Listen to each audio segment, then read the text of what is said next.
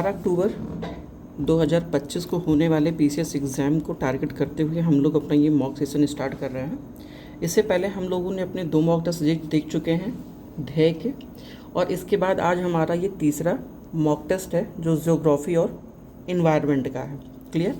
और साथ ही साथ में आपको नवंबर महीने के करंट अफेयर भी इस सेशन में मिलेंगे। क्लियर। सो अगर आपका टारगेट पीसीएस 2025 है तो निसंदेह आपके लिए कोई ना कोई एक मॉक टेस्ट ज़रूरी होगा, और ज़रूरी वो इसलिए है क्योंकि इससे हमें ये पता चल पाता है कि हम कहाँ पर अपनी गलतियाँ कर रहे हैं। क्लियर। तो चलिए बिना देरी के आज हम लोग अपना ये तीसरा मॉक टेस्ट स्टार्ट करते हैं और देखते हैं आज का पहला प्रश्न।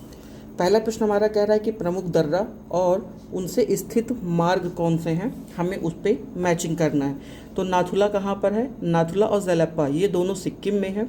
तो सिक्किम से कौन सा मार्ग जुड़ता है? सिक्किम से तिब्बत जाने का मार्ग जुड़ता है, तो नाथुला से तिब्बत जाने का मार्ग होगा। माना कहाँ पर है? माना, नीति और लिपुलेख ये तीनों कहाँ पर है ये आपको कमेंट करना है।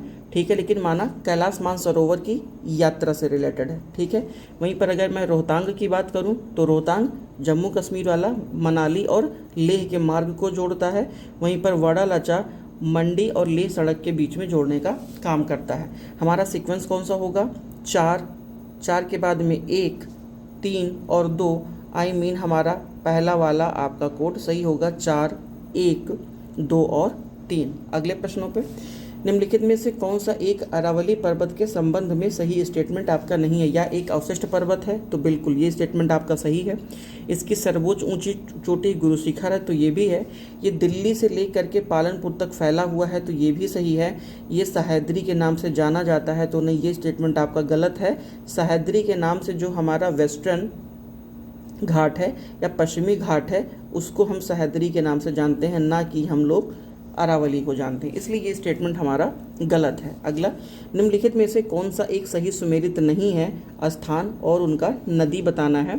देवप्रयाग, भागीरथी और अलकनंदा ये बिल्कुल सही है। रुद्रप्रयाग, मंदाकिनी और अलकनंदा। आप ऐसे लिख सकते हैं रुद्र MA, देव BA, कर्ण PA। ऐसे आप 3 लिख सकते हैं। अगर 3 आपके सही हैं तो पता चल जाएगा। जैसे देवप्रयाग में भागीरथी अलकनंदा, रुद्रप्रयाग में मंदाकिनी और अलकनंदा, कर्णप्रयाग में पिंडार और अलकनंदा। लेकिन यहाँ पे लिखा क्या है? भागीरथी, तो ये गलत हो जाएगा। होना क्या चाहिए था? पिंडार और अलकनंदा होना चाहिए था, इसलिए यही वाला हमारा सही विकल्प नहीं है, बाकी सारे सही हैं। अगले प्रश्नों पे, सांभर झील के संदर्भ में निम्नलिखित कथनों में से कौन सा एक कथन सत्य है? या भारत की सबसे बड़ा स्थलीय नमकीन झील है? तो ठीक है, ये बिल्कुल सत्य स्टेटमेंट है। वर्ष 1990 में इसे रामसर आर्द्रभूमि के तहत सूचीबद्ध किया गया था तो ये भी सही है। आपका दोनों के स्टेटमेंट बिल्कुल सही हैं। क्लियर है।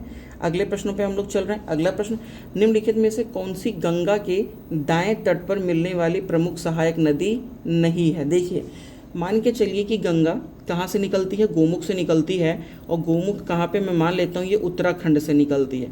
उत्तराखंड से ऐसे ये निकलते हुए यहाँ कहाँ पर आती है? पश्चिम बंगाल में, बंगाल की खाड़ी में आकर के और ये मिल जाती है। कुछ यहाँ पर इस तरह के आके ये मिल जाती है। क्लियर। अब अगर ये नदी चल रही है तो नदी के चलने की दिशा में जो हमारा दायां होगा वही नदी का दायां होगा, जो हमारा बायां होगा वही नदी का बायां होगा। तो ये किधर से चल रही है? इस दिशा से इस दिशा की ओर चल रही है। अगर हम इस दिशा में चल रहे हैं तो ये वाला साइड हमारा बायां होगा और ये वाला साइड हमारा दायां होगा, तो सेम नदी का भी यही प्रारूप होता है। दाएं तट से मिलने वाली नदियाँ इनमें से कौन सी नहीं है? तो हमें ये बताना है। तो दाएं तट हमारा कौन सा होगा? दायां तट हमारा ये वाला होगा, ये साइड वाला हमारा दायां तट होगा। यानी जो मैदानी भाग से नदियाँ आएंगी वो कौन सी होंगी? दाएं तट से होंगी। और जो पर्वतीय क्षेत्र से नदियाँ आएंगी वो बाएं तट से होंगी। तो कौन कौन सी नदियाँ इसमें शामिल है? यमुना, टोंस, कर्मनाशा, सोन, पुनपुन, ये सारी नदियाँ गंगा के दाएं तट से मिलने वाली नदियाँ हैं। तो इनमें से कौन सी नदियाँ नहीं हैं? तो सोन नदी नहीं है, क्योंकि सोन नदी बाएं से आकर के मिलती है। क्लियर है। अगले प्रश्नों पे हम लोग चल रहे हैं।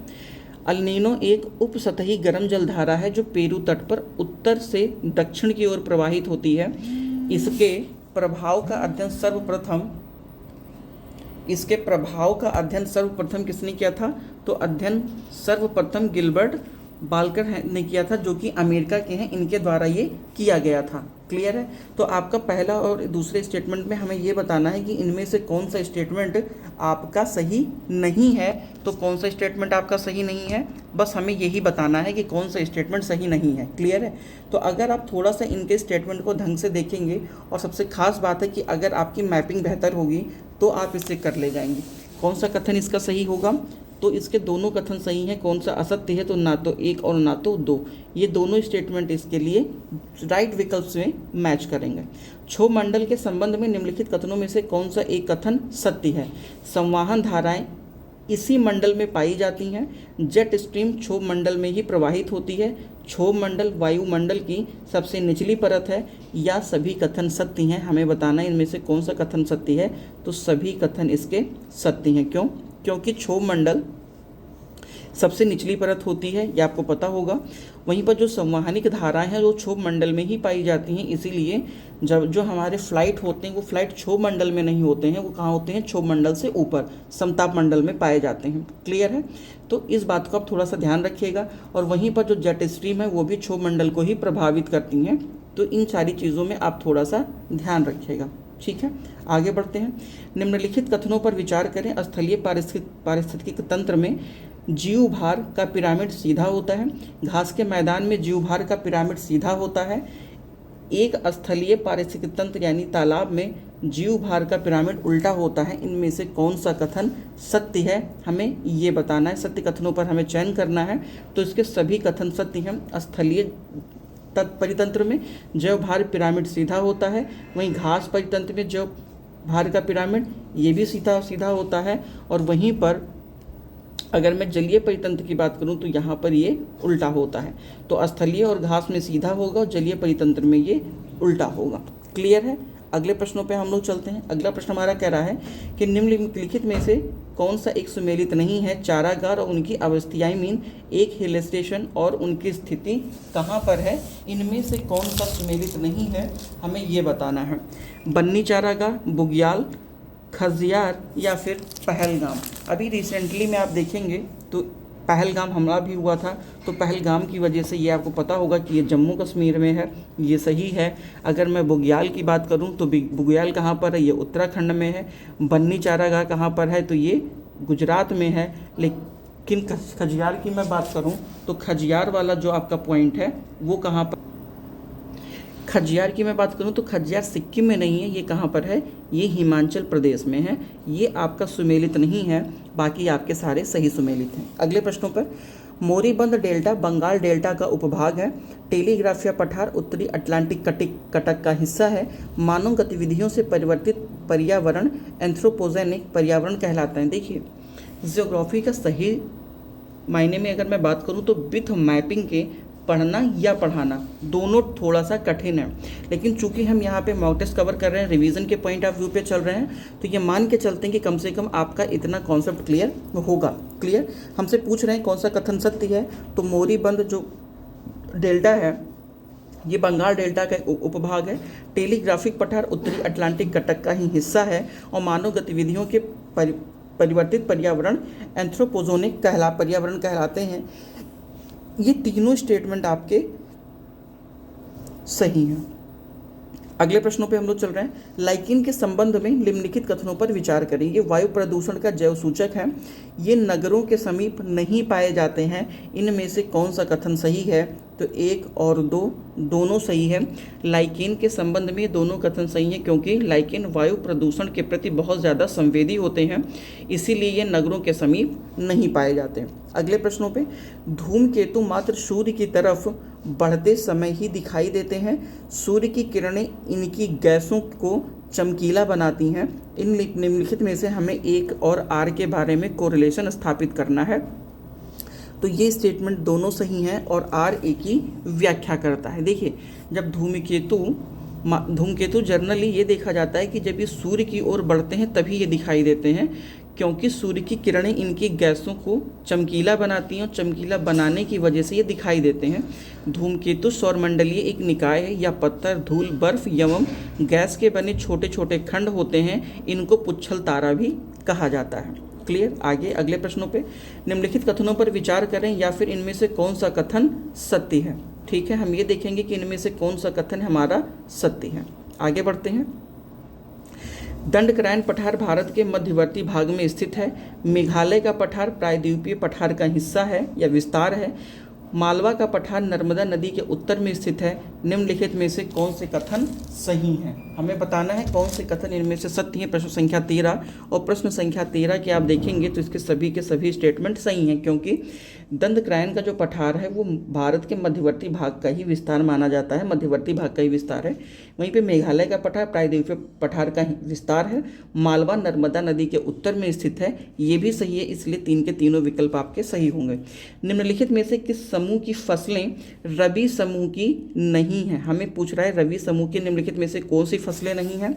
तो रबी समूह की फसलों में चना, जौ, मटर और सरसों, इनमें से कौन सा नहीं है हमें ये बताना है। रबी की फसलें वे फसलें होती हैं जो अक्टूबर नवंबर में बुआई की जाती हैं, वहीं इनकी कटाई मार्च और अप्रैल में की जाती है। तो इनके समूहों में गेहूं, जौ, चना, मटर, सरसों, मूंग और आलू है।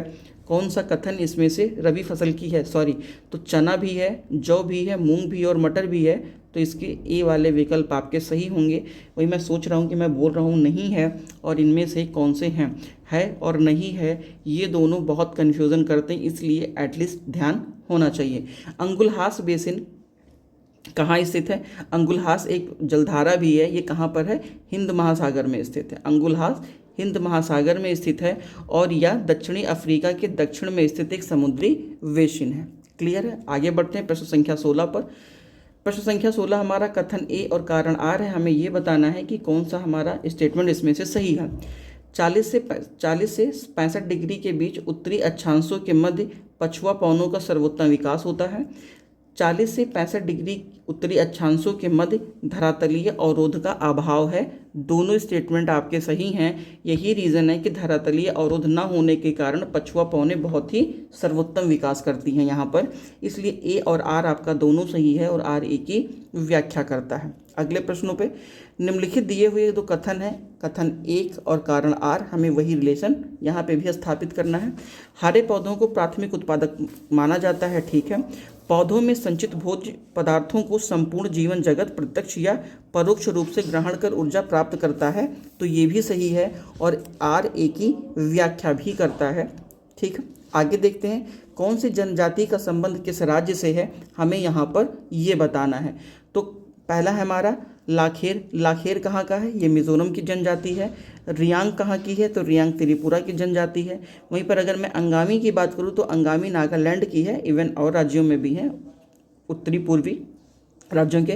वहीं पर अगर मैं गद्दी की बात करूं तो गद्दी कहाँ की है? ये हिमाचल प्रदेश की है। इसका हमारा कोड बनेगा 1, 2, 3 और 4, ए वाला हमारा सही हो जाएगा। अगले प्रश्नों पे हम लोग चल रहे हैं। निम्नलिखित में से कौन सा सही सुमेलित है? कटक और उनके महासागर है। हमें बताना है कि कौन सा महासागर के आसपास कौन सा कटक है, ठीक है। वेविल टॉमसन कटक, ये हमारा अटलांटिक महासागर में है। इसी के साथ ही में अगर मैं बात करूं आपसे, एम्स्टर्डम कटक ये हिंद महासागर में है। सोलोमन कटक ये हमारा प्रशांत महासागर में है। हमें ये बताना है कि कौन सा हमारा सही सुमेलित है, तो हमारा ये सही सारे के सारे स्टेटमेंट आपके सही हैं, इसलिए आपका डी वाला सही हो जाएगा। कश्मीर की घाटी किस प्रकार के वलन का एक उदाहरण है? ये है हमारा सम्मित वलन है, असम्मित वलन है, ग्रीवाखंड है या फिर एक दिग्नत वलन है। इनमें से कौन सा उदाहरण हमारा सही होगा? इसलिए हम यहाँ पर देखते हैं कि जो ग्रीवाखंड है, कश्मीर की घाटी हमारा ग्रीवाखंड घाटी का एक उदाहरण के तौर पर, एक वलन के तौर पर हमें देखने को मिलता है। प्रश्न संख्या 20 का सी वाला। आगे बढ़ते हैं अगले प्रश्नों पे। अगला प्रश्न है कि सौर कलंक के संबंध में निम्नलिखित कथनों में से कौन सा एक कथन सही है? ये सूर्य की अपेक्षा ठंडे भाग हैं, इनका तापमान 1500 सेंटीग्रेड होता है। केवल एक, केवल दो, एक और दो दोनों, ना तो एक ना तो दो। वहीं पर अगर मैं सौर कलंक की बात करूं तो सौर ज्वाला जहां से निकलती है उन्हें ही सौर कलंक कहा जाता है। सौर कलंक के संबंध में दो के दोनों स्टेटमेंट आपके सही हैं, इसलिए आपका सी वाला विकल्प सही होगा। अगले प्रश्नों पे, विश्व की सबसे अधिक ऊंचाई पर स्थित सक्रिय ज्वालामुखी पर्वत ओजस डेल सलाडो निम्नलिखित में से किन दो देशों की सीमाओं पर स्थित है? बोलिविया और पेरू, चिली और अर्जेंटीना, ब्राज़ील और बोलिविया, पेरू और चिली। तो हमें ये पता है कि जो विश्व की सबसे ऊंची स्थित सक्रिय ज्वालामुखी पर्वत है ओजोस डेल सलाडो, ये कहाँ पर है? चिली और अर्जेंटीना, ये साउथ अमेरिका में है, याद रखिएगा। अगर आप अमेरिका का मैप बनाते हैं ना तो कुछ ऐसे ऐसे मैप बनाते हैं, जैसे मैं बनाने की कोशिश करता हूँ, ऐसे आप मैप बनाते हैं। एक सेकेंड,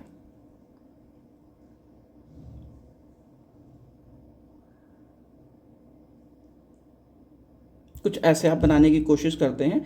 ये थोड़ा सा ऐसे इस कर्व में आपको मिलेगा। तो ये जो है साउथ अमेरिका, ये आपकी हडसन की खाड़ी है।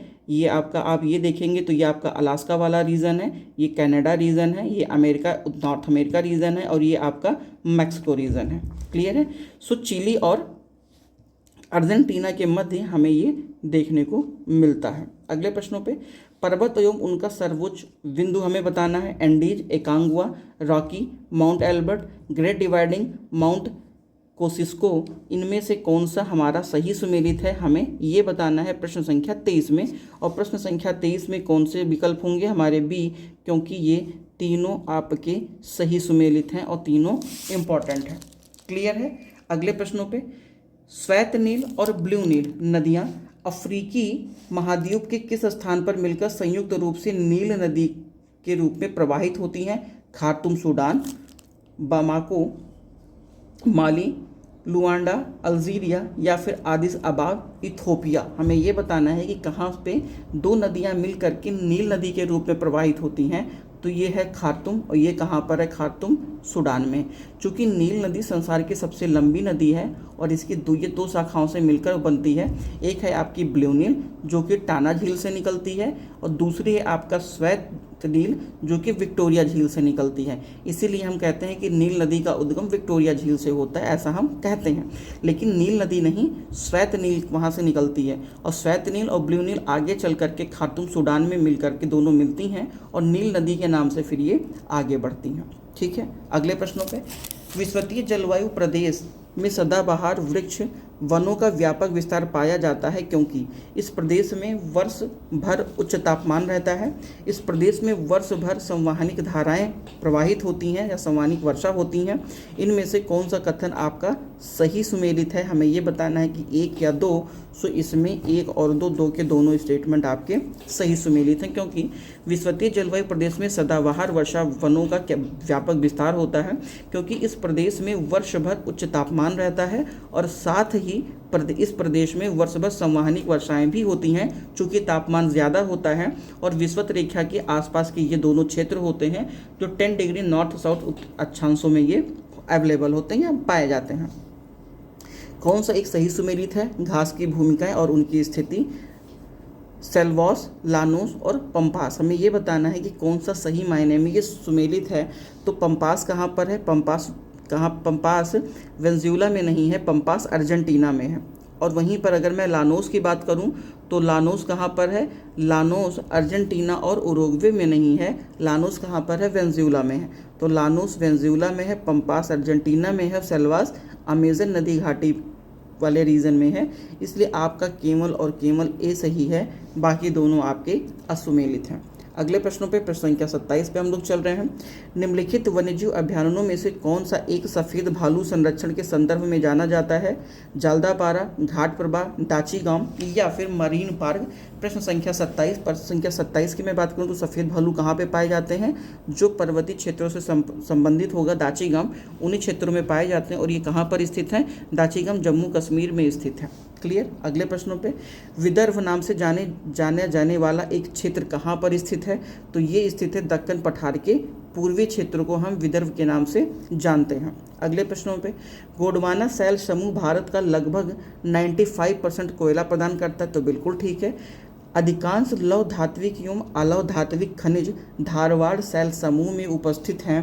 तो ये भी आपका सही है। हमसे पूछ क्या रहे? असत्य। तो ना तो एक असत्य है और ना तो दो असत्य है, दोनों के दोनों स्टेटमेंट आपके सही हैं। 95% से ज़्यादा कोयला आपका गोंडवाना समूह में पाया जाता है और धात्विक एवं लौह धात्विक जो खनिजें हैं वो कहाँ पर? वो धारवाड़ संरचना में पाई जाती हैं। क्लियर? आगे बढ़ते हैं। प्रश्न संख्या 30, खनन क्षेत्र और उनका खनिज हमें ये बताना है कि कौन किससे संबंधित नहीं है।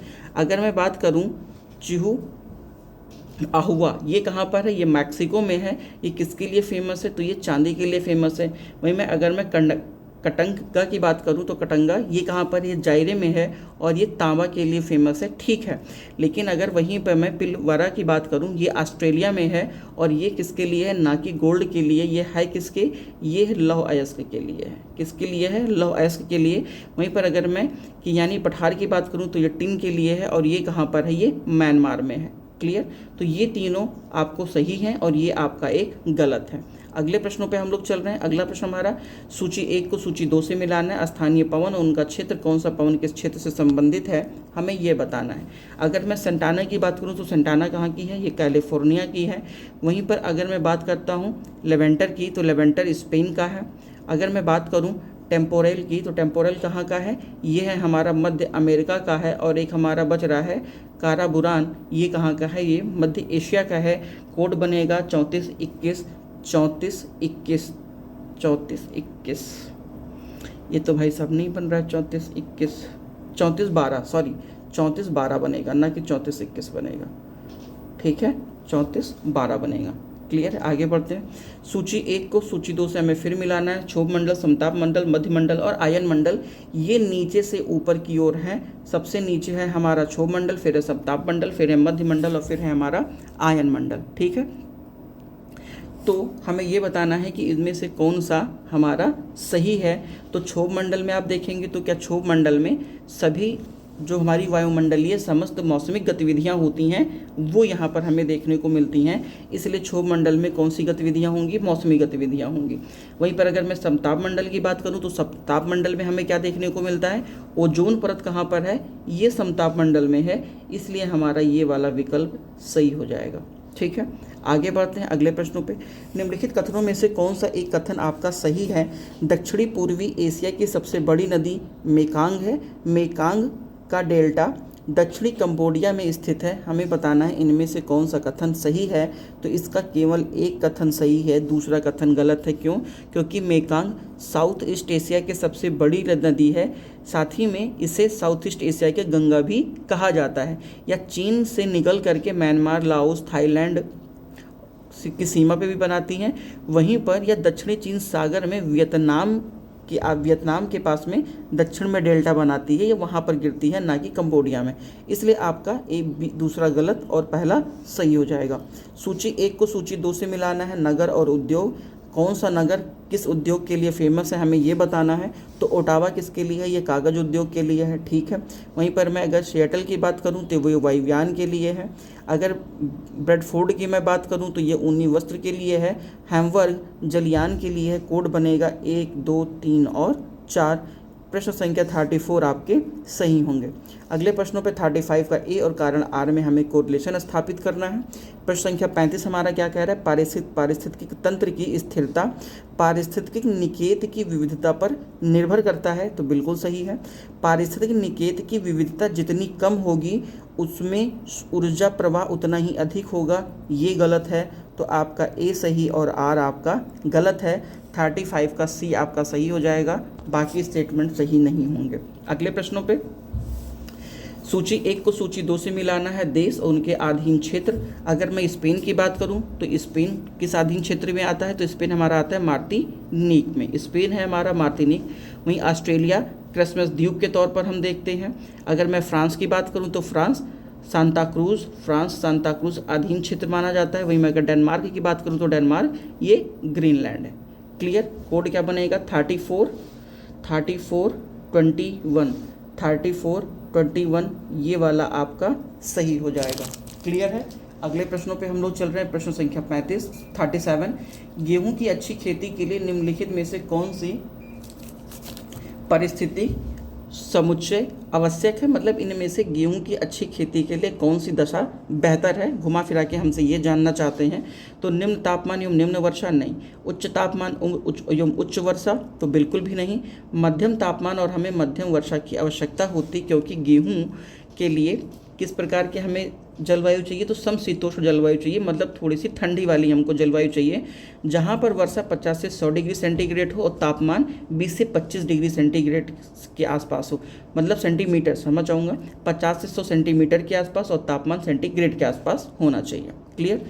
अगले प्रश्नों पे फसल उनके क्षेत्रों से हमें मिलाना है कि कौन सा फसल किस क्षेत्र का है। रबर हमारा मलेशिया का है, तो ये हमें पता है।